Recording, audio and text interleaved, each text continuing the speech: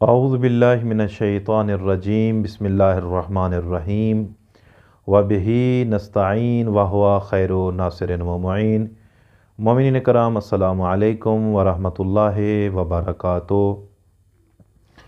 مومنین کرام، اکثر لوگوں کو یرکان ہوتا ہے۔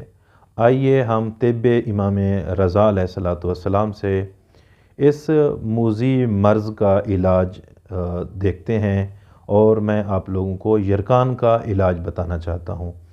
ایک نوجوان امام رضا علیہ الصلوۃ والسلام کی خدمت میں آتا ہے اور آ کر عرض کرتا ہے، مولا میں یرکان میں مبتلا ہوں، مجھے کوئی علاج بتائیے۔ تو امام عالی مقام نے، امام رؤوف والی خراسان نے اس کا علاج بتایا۔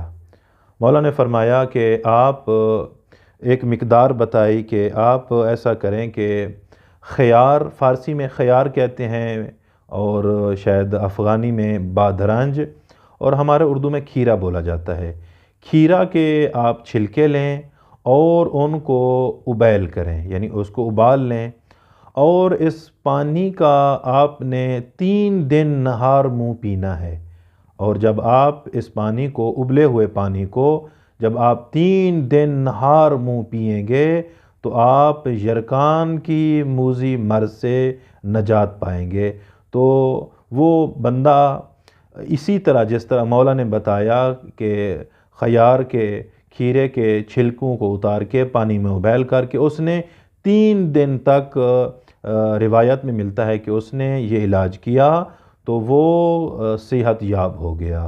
تو جو مومنین بھی اس موذی مرض میں مبتلا ہیں تو طب امام رضا سے استفادہ کرتے ہوئے آپ بھی ایسا کریں تو انشاءاللہ اللہ تبارک و تعالی آپ کو اس موذی مرض سے نجات عطا فرمائے گا۔ السلام علیکم ورحمۃ اللہ وبرکاتہ۔